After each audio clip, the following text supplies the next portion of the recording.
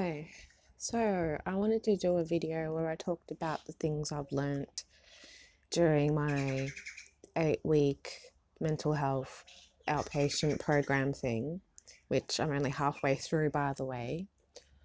Um, so, before going into therapy, I was really worried about social anxiety things um, because, um, whenever you catch up with people, they always ask, what have you been up to and all that crap. And it's just like, I feel like I've been doing nothing. And it's just a bit embarrassing to talk about. Like, oh, I play games and watch videos and stuff and apply for jobs now and then. But I've realized if people are my friends and they actually care about me, they're not going to be like overcritical about me, like they're not going to care. um, because everyone has shit times in their life, and I'm going through that, and that's just something I'm kind of dealing with. Like, I was really bummed out to miss out on the NAB opportunity, but at the same time, I didn't really want it, and I think the universe knew that deep down. I didn't really want to be surrounded by a group of new people in this big ass building, and I don't know, there's just the whole idea of it terrified me. And honestly, I was not ready and still not ready for mainstream employment at the minute. I mean, my mental health is better than it was before starting the therapy, but my physical health is still a bit shit, and it brings me down because just realizing the things that I can't do, um, and like I can't work at the speed that I want to, which is frustrating. Um, just like when cleaning the house, I'm still in crown mode where I have to clean as fast as I can, you know, even though it's really difficult for me to sort of step back and go, I don't have a time limit anymore. Like, it's been 4 years I've been away from that place, and I'm still, I don't know, feel like I need to do things quickly, but I don't need to. And it's just been hard, I guess. Which is probably why I've been avoiding a lot of like household stuff, because there's a lot to do and I don't really know how to prioritize it, to be honest. So I do little bits here and there. It probably only takes up an hour of my time every day. And the difference to a normal person probably isn't a lot. But for me, I can tell the difference, and I know I've done something, and it just feels nice to know that I've done this thing. And I really had a problem with like cyclic life things, how like no matter how many times you do like a cleaning task or something, you always have to do it again like in a few days. And that just, it still bothers me a little bit, but it's just one of those things, like whether it's work, school, whatever you're doing. um like if life ends for me now, I still have to come back and do something over again. So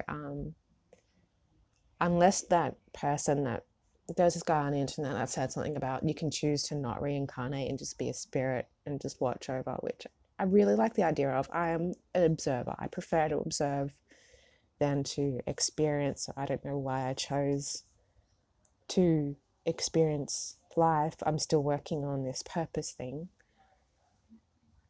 which is another thing that used to bother me, not knowing what my purpose was. Like, why the fuck am I here?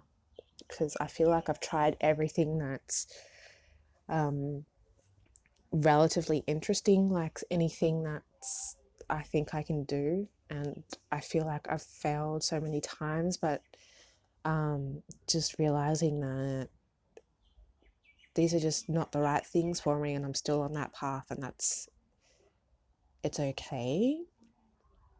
like for now, my purpose is to just consume life, I suppose. Um, it doesn't matter what it is, be playing games, browsing memes, like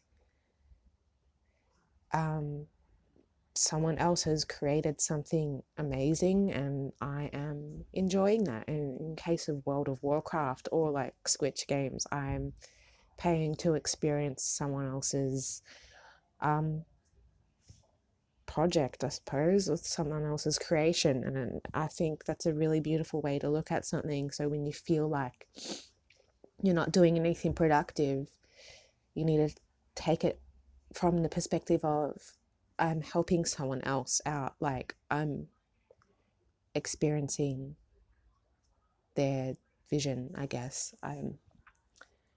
So yeah, the job thing. Just like it was really bothering me having to apply for all these jobs and go for, all these tests and stuff and not getting anything at the end of it. But just knowing that it's not my time now. I need to work on me. I need to work on my mental health. I mean, my physical health, it's hard to say. Like, I've got an osteo appointment on Monday, which I'm hoping might change things. I don't know. So I'm still feeling very unsure and a little bit anxious for the future because, like, based on how things are happening, my health is not. Well, I've been getting up and down days, so it's just like, but I'm just really scared that it's going to worsen over time. It's just kind of a given. Like, that's, you get older, your body just, I'm trying my best to keep fit, I suppose. I'm doing the Just Dance, which is really good. Um, yeah, I've been still doing my physio exercises and trying to eat the correct foods. Um, but yeah, it's just having a different perspective on when you're feeling like useless or something. You gotta look at it of a way of I'm still contributing in a sense. I mean, I'm still bettering myself. Like, sure, things are difficult, but hopefully with the right supports, when I redo my whole NDIS thing, and get the right supports and find, you know, I'm still on that path. I'm still in recovery mode. So I'm really accepting or trying to accept that I can't be like, everyone else. I can't do 8-hour days. I can't put in 110%. It's like I can't be the perfect neurotypical able-bodied employee. Like that's just what I have to accept. And if doing like a disability employment thing, like I'm not looking wasn't looking forward to doing it because not just because it's only for like $4 or $6 an hour or something ridiculous like that. Okay, but the money is not the issue. It's just I didn't want to be seen as a low functioning person because I just feel like I can do so much more and I've got more potential, but like there's no middle ground at the moment. It's either you're in low functioning or you're in normal functioning. There's no, you're struggling, but you can sort of still do stuff.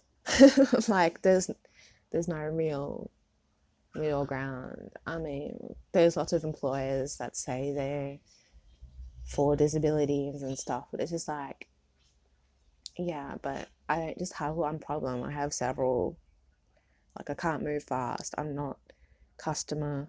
Like I can't mask. I can't put on the fake emotions and I